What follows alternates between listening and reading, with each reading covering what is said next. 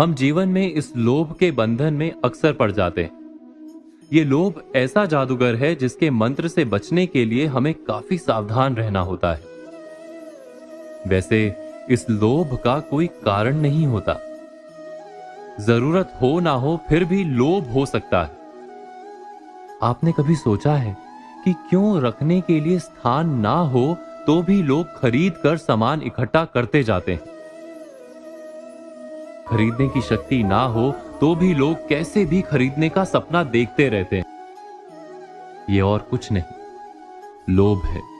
अक्सर किसी की अच्छी कार देखकर आपको लगता है कि काश मेरे पास भी ऐसी ही कार होती। जो भी किसी और के पास है वो सब हमारे पास हो। हमें वास्तविक रूप से कार की आवश्यकता है कि नहीं, लेकिन हम उसको पाने के लिए कुछ भी करने लगते हैं। हमें पता भी नहीं चलता। और शायद इसी तरह की सोच के जरिए लोभ हमारे मन में घर बना लेता है। ऐसे ही लोभों के कारण हम कई बार बेवजह ईर्ष्या, द्वेष और तनाव का शिकार भी हो जाते हैं।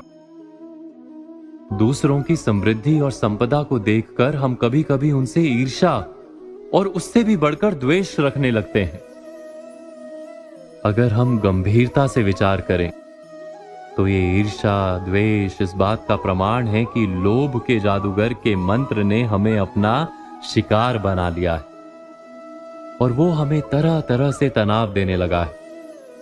हम सोचना ही छोड़ देते हैं कि इसी लालच की वजह से ऊंचे ब्याज पर लोन लेकर खरीदी गई गाड़ी ज्यादा जरूरी है या फिर मानसिक शांति।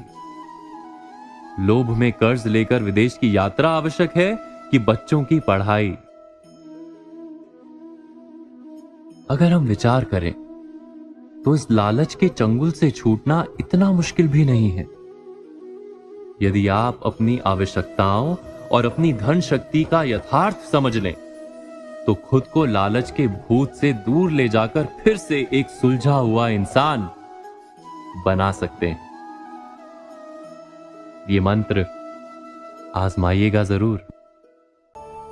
जैसे मान लीजिए कि हमारा पड़ोसी लाखों रुपए महीने कमाता है। वो अक्सर नए नए ढंग के फोन और महंगी गाड़ियां लेकर आता है।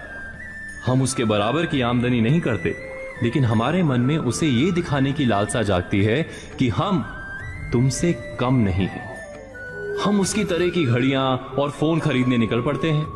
हम कभी नहीं सोचते कि जाने अनजाने हमें दिखावे या आडंबर की महाघातक बीमारी ने चपेट में ले लिया है। क्या आपने कभी इस दिखावे के बारे में सोचा है? ये दिखावा और कुछ नहीं, एक मानसिक बीमारी है। हमने अक्सर समझदार लोगों को इसके फंदे में पड़ते पाया है। ये और कुछ नहीं करती, बस इतना ही करती है कि आपसे विवेचना और समझ की शक्ति छीन लेती है और एक ऐसी अंधी दौड़ में कूद जाने के लिए तैयार कर देती है जिसका कोई सार्थक अंत नहीं दिखता। मैं एक उदाहरण देता हूं। आपकी आमदनी लगभग 1 लाख रुपए महीने है, लेकिन आपके एक पड़ोसी की आमदनी 5 लाख रुपए महीने है और आपका पड़ोसी हर महीने लाख रुपए का दिखावटी सामान खरीदता है। हर हफ्ते महंगे होटलों में खाना खाता है। आप बिना विचार किए देखा देखी या आडंबर के जाल में आकर अपने पड़ोसी की राह चल निकलते हैं। उनकी नकल में आप यहीं नहीं रुकते, बल्कि साधारण तरीके से रेल की यात्रा ना करके हवाई यात्रा करने लगते हैं। आप अपनी आमदनी और अपने खर्च के अनुपात को भूलकर केवल पड़ोसी के खर्च की प्रतियोगिता पर उतर आते हैं और आडंबर को ध्यान में रखते हैं। आप वैसे ही जीना चाहते हैं जैसे पड़ोसी या संबंधी जीते हैं। महीने 2 महीने या 3 महीने के बाद होने वाली आपकी उलझन का हर कोई सरलता से अंदाजा लगा सकता है।